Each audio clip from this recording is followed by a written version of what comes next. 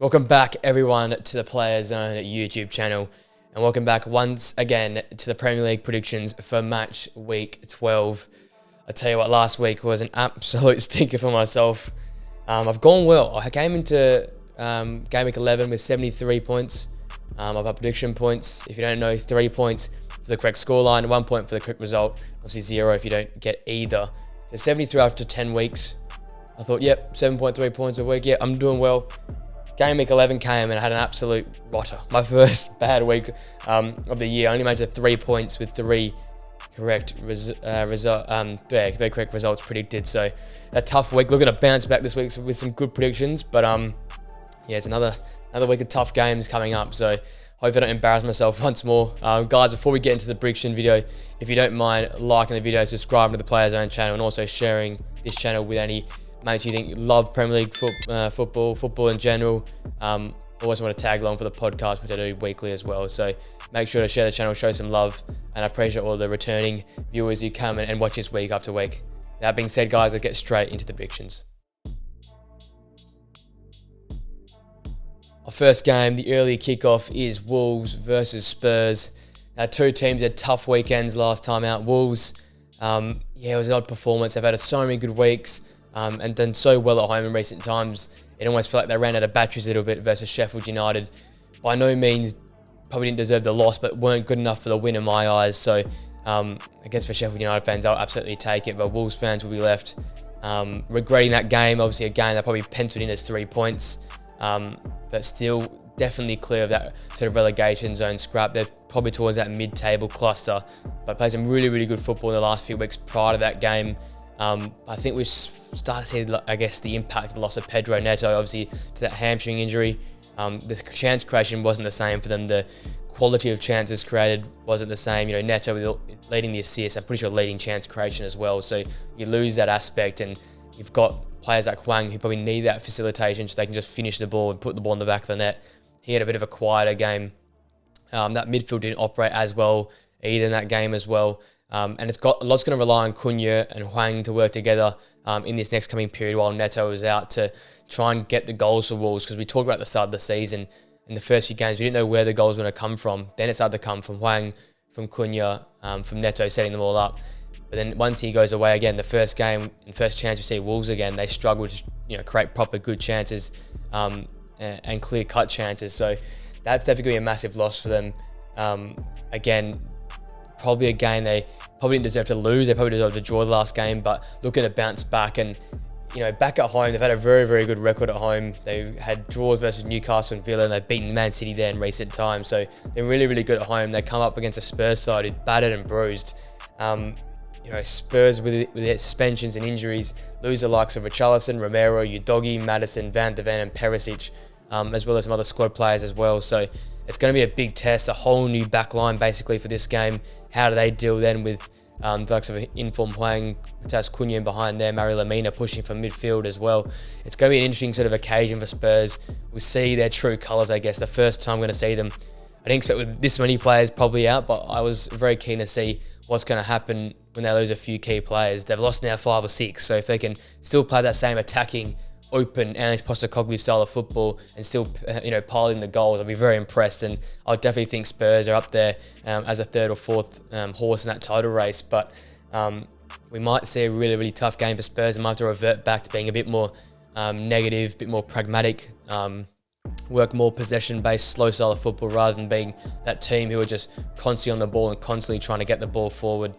I guess the loss of Maddison, it's interesting to see who can tuck into that sort of number 10 spot. That'll be an interesting thing to see as well. And also, I guess, the centre-back situation. Eric Dyer will now be reinstated as a centre-back after not playing basically any minutes at all this season. So it's going to be a tough, upcoming sort of batch for Spurs.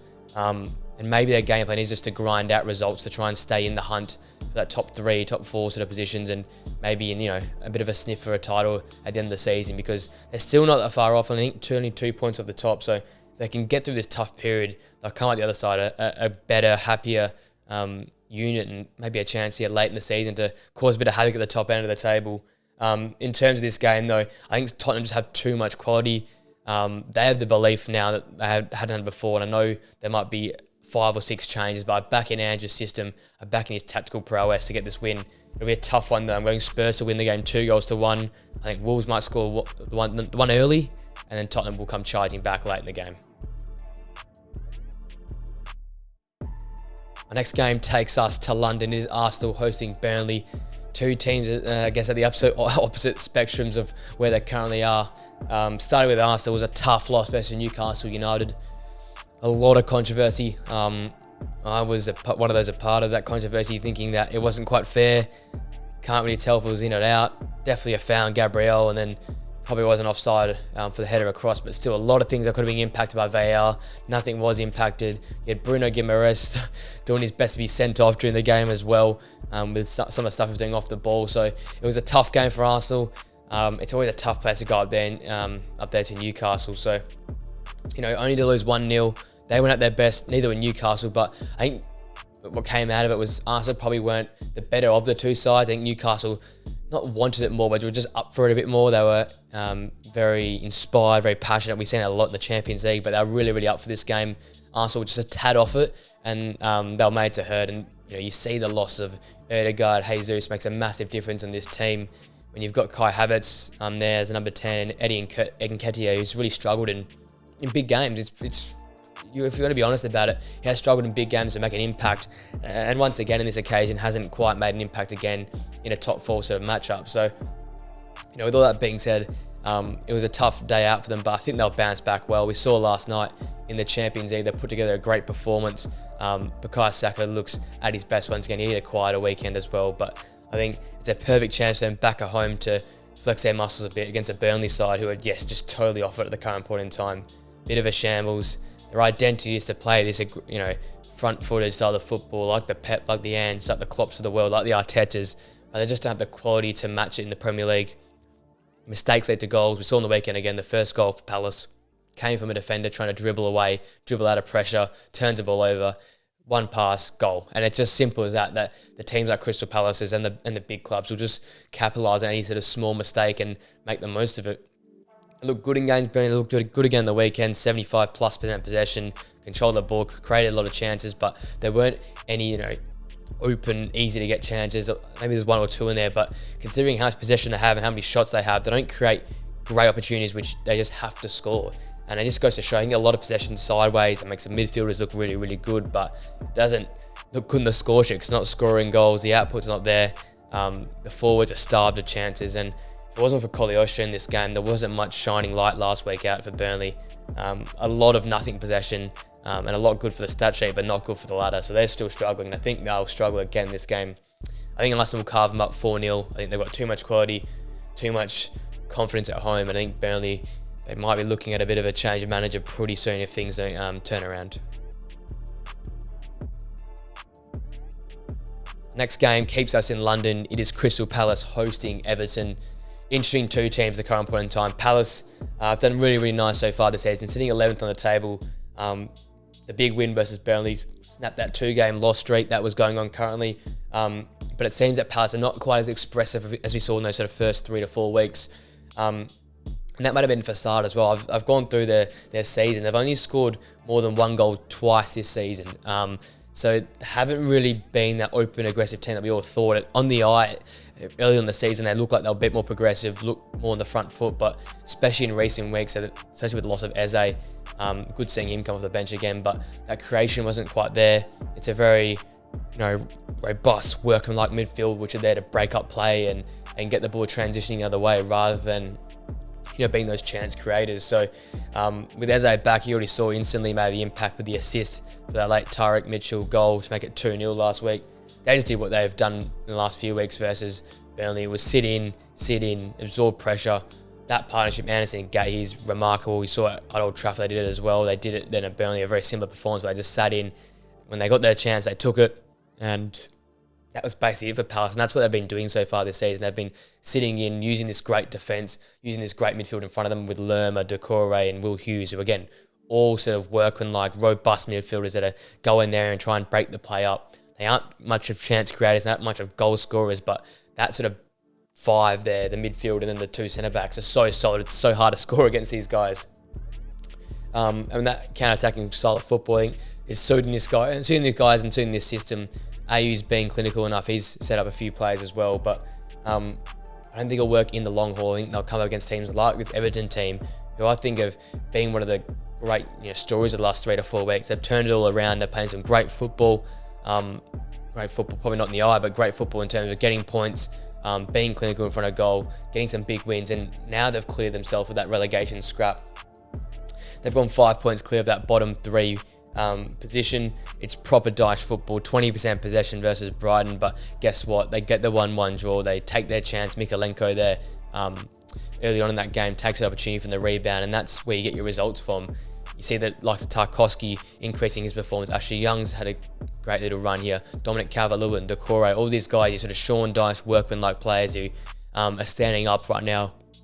And they've been massive for this turnaround as well. Even Branthwaite, the young fullback as well, has played really, really well. And then creation of chances with McNeil and Jack Harrison as well, been really, really important to set up Decore, set up Dominic Calvert-Lewin. So players all around the park are doing their job. They've taken 7 out of the possible 12 points in the last 4 games, and that's definitely not relegation form. They've sort of separated themselves from that bunch now and looking like a team that are going to be a problem for a few units, especially this Crystal Palace team. I think Everton win this game 2-1, playing that counter-attacking style of football. They're probably the more clinical of the two sides. They've got a system that's obviously working current point in time, same as Palace, but I think Sean Dyche has really knuckled into this Everton team. They're looking the good so far, and I think with this current form they're on, they'll get the win once more. Our next game takes us up to Manchester. Is Manchester United back at home hosting Luton Town. A must-win game for Manchester United. There was this block before the international break. They had to win all the games. They won against Fulham, but an unfortunate, dramatic loss last night to Copenhagen, 4-3, and really looking a bit shaky at current point in time, losing a lot of games of football and winning a few there as well. But if there's no draws, there's no grinding out results. I guess the Fulham result last week was probably the first sort of time we've seen that sort of grinding out of a result. Not at the best, but one chance for your captain Bruno Fernandes. He takes that opportunity and scores the goal. Don't want to touch all on the VAR rubbish. I touched on that on the podcast on Tuesday, but could have scored in 6 minutes and the game probably would have changed from there on in, but did a good job in maintaining Fulham and their attacks, towards the end of the first half and the first sort of 30 minutes of the second half. Fulham were the better side, but great performance from Harry Maguire, Aaron Wan-Bissaka, Andre Onana kept United in the game. And then when it comes down to it, the quality of player will shine through, and Bruno Fernandes has did that. Back-to-back years now, United win it in injury time at Fulham, but it's a much-needed win. If you lose that game, you join that sort of pack that's 9, 10, 11. Right now, there's a little bit of a gap, sitting nicely in 8th and in touching distance of the top sort of 6. Not a ridiculous gap to make up. In this game, though, I'd expect United to have 70 to 75% possession. Look back to their dominating best. It's a shame they couldn't carry their momentum on against Copenhagen, but hopefully they put that in the past and just take this game on its own and use that form from Fulham where we showed signs of improvement. Aaron Wan-Bissaka's back. Bruno Fernandes is playing at the 10. Rasmus Højlund's looking very good in the Champions League. Hopefully he can do something in the Premier League. It's an opportunity to flex your muscles a little bit. Luton were really, really good last week versus Liverpool. They caused some havoc. That's what I expected for them at home, to sort of do these sort of things. Ride their luck a bit. Nunes with so many missed opportunities. They got an opportunity where could have been handball and Barkley. Barkley then carries the ball at the back from a corner, counter-attacking play, Chong's on the end of it. That's sort of what I expected from Luton, to ride their luck a bit, scrape out points. We've already seen it this year versus Nottingham Forest, coming from 2-0 down. So they've got that mentality where they can get points out of nothing, and with this current Manchester United iteration of squad, you probably could get something out of the game, but I expect Man United to bounce back FC like they are to get a result. But yeah, it'll be a tough game. I think it'll be cagey early on, but if the first goal goes to Manchester United, you can write the game off. But if the first goal goes to Luton, it'll be a very, very interesting game and test the mentality of that United squad to see if they can fight back and win it. I've got United winning this game 3-1. I think they'll pile 2 on early. Luton will get one back, but then United will finish it off. So 3-1 win for Manchester United in this game. The next game takes us down south. It is Bournemouth hosting Newcastle United. Obviously, Bournemouth dropped back into the bottom 3 after a really tough 6-1 loss to Manchester City, but that's what we come to expect now when you go to the Etihad. It's one of the toughest places to play. And for a team like Bournemouth, who haven't really found their feet so far this season, there's only one result looking likely in that game there. And it's tough at times, but they showed some sort of shining lights and the like. For the season, Dom Solanke's looking really clinical when he gets the opportunity. But we saw with Bournemouth when they got the ability to create some chances, they got some decent chances and they had the ball in the back of the net, which was deemed offside. They actually scored a goal as well, which I guess is impressive in its own right. So far this season, this new style, it's being adapted week after week. It's being tinkered with by Andre Areola, but it's definitely obviously more possession-based, more chance creation-based, which we've seen so far this season. But the quality of the chances created, not that great, and mistakes are costing them. Similar to other teams like Burnley and even to Brighton to extending the systems over exceeding the players. So I think week by week it's been toned down to be a bit more conservative, pragmatic, and a bit more suited to the Bournemouth style of player and quality of player. But they definitely need to turn things around quickly because you don't want to be stuck in that bottom three come that Christmas period there. In terms of Newcastle, obviously the great result versus Arsenal. Lucky or not, they got the 3 points. They consolidated themselves there just outside the top four currently, but just knocking on that door there, they're very close. Great performances from Joe Linton and Bruno Guimaraes in this game. They stood out as absolute heroes in that. Bruno playing the villain, but played a very great role in midfield there. Kieran Trippier keeps playing well. I feel sick of saying every week that he's playing well, but he just keeps putting in these great performances. And Gordon as well from the flank continues to be a threat, an option going forward, and I think they've nailed that sign there to a T. And with all that being said, though, obviously a tough loss during the week in the Champions League to Dortmund. They now sit bottom of their group in the group of death there. But in terms of Premier League form, they've got unbeaten in 7 games and probably one of the hottest teams going around in the Prem. So as such, I think I've got Newcastle winning this game 3-0. I don't really mind where they travel to at the current point in time. They should get the job done. And even down in Bournemouth, I think it'll be quite an easy result for Newcastle here. They will cruise a 3-0 win. Next game is Aston Villa versus Fulham. Both teams having poor weekends last time out, especially Aston Villa. Quite a strange game. They just didn't seem to be at the races, not themselves. Poor games from Cash, Konsa, limited opportunities for Ollie Watkins. A massive mistake for Martinez. It just was one of those games where you just need to put it in behind your head and forget about it because they got exposed by Nottingham Forest. They were not at the races, but it was the first time they really got exposed on the counter-attack as well. Obviously, we know they play a really high line.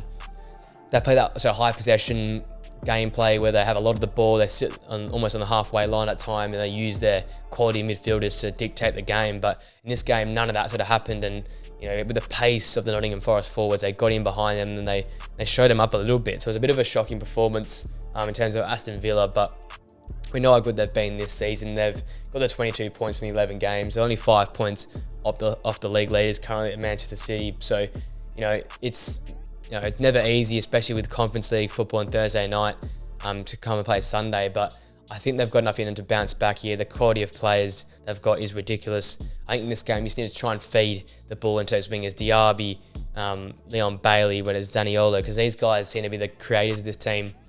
Whenever they're on the ball, good things happen. Realistically, that's what sort of happens. And they just change the game. So I think that's the goal for them this game. Get those sort of wingers involved more, because then as such Ollie Watkins will get involved, and I'm expecting that midfield to get back on top in this game, control this game versus a Fulham side who, they were really good versus Man United for the start of the second half and towards the end of the first half. A lot of chances, but once again it all sort of falls to Willian to sort of create for himself and score for himself. There's players in this team that just aren't creative enough, and without Mitrovic there as a focal striker, you sort of lack that ability to get great chances or get good opportunities. Muniz looked like a good guy up front there, the Brazilian striker. He looked like a threat, but he goes down injured as well. So the question is, who's going to take on the mantle as a chance creator or a goal scorer? Because right now I just don't know where the goals are coming from. They've struggled scoring goals this year, Fulham. They haven't really found the answer to it. It was looking like Muniz. He goes down injured, so someone has to take over that role. But against the Villa side, I think it's going to be very hard work, especially at Villa Park. I think Villa will just cruise this game 3-0. Our next game is Brighton and Hove Albion hosting Sheffield United. And Brighton, boy, they need a bounce back result after last weekend.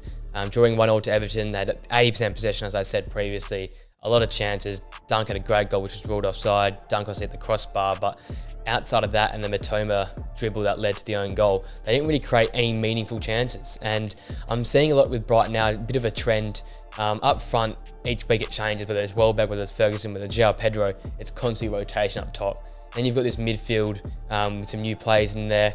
You've got new players like Adringa in the squad, Lallana in the squad, Milner.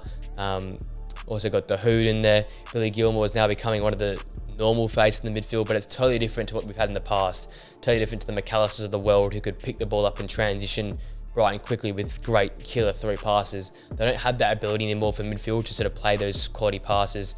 No one that's good enough to pick the ball up on the half turn and play from there. I think they're feeling the effects of that. They're quite slow in transition, especially going back defensively, but also when they win the ball back, going the offensive and the attack as well.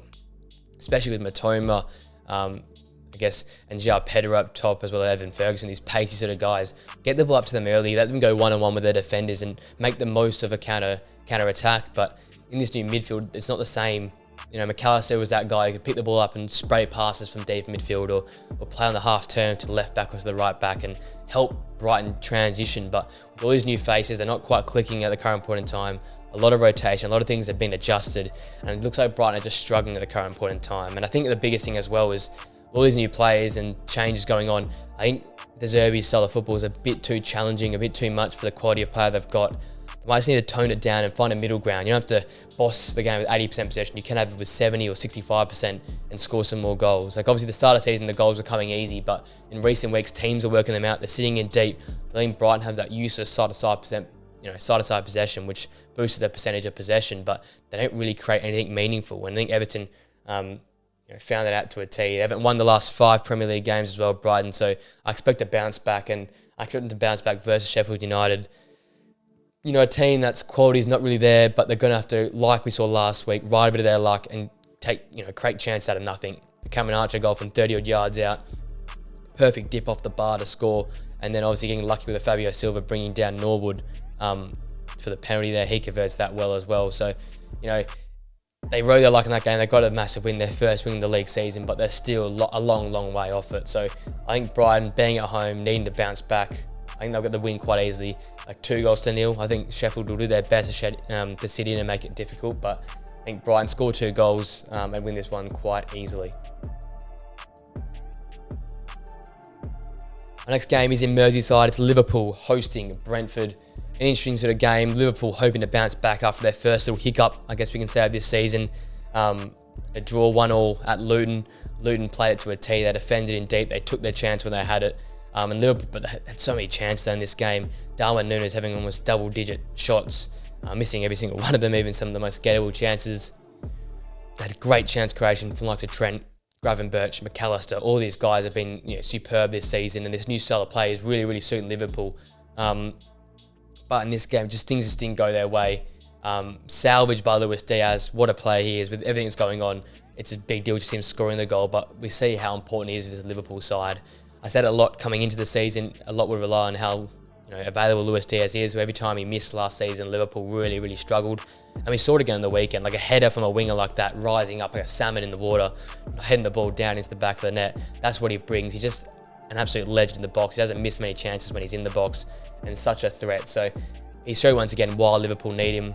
If he's out in the field, Liverpool look like a better side. So it's definitely a thing to look out for. Hopefully he can get the start this weekend and show what he's got.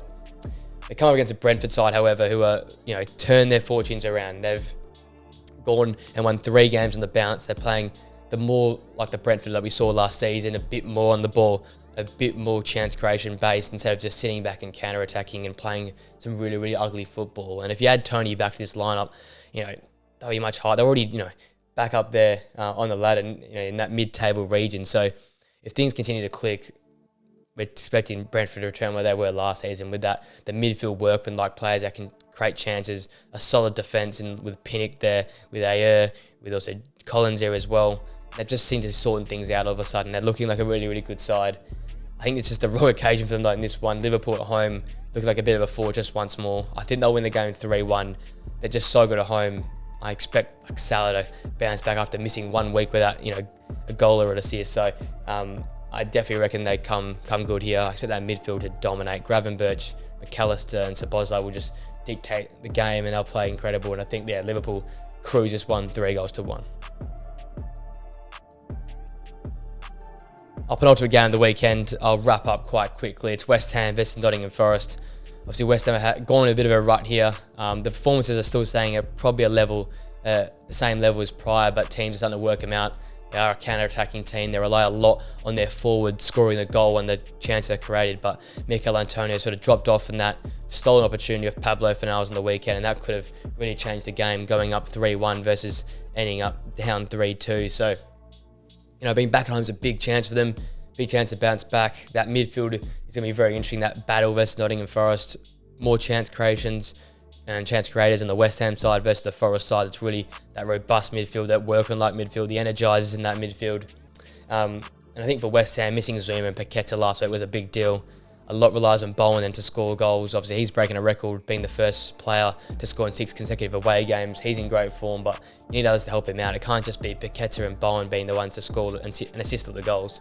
You need someone else to come along, whether that be Antonio or they found another option up front to help them out. In terms of Forest, that front three is dynamic, it's pacey, it proved Villa problems, and it definitely will prove to be a problem for West Ham.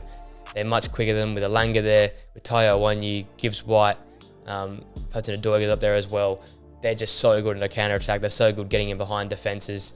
And right now, again, another team that's looking good. They've found some form in recent weeks and looking like that team that can be the fortress at home and then try and nick games on the road. Definitely a great side to watch when they're in full flight.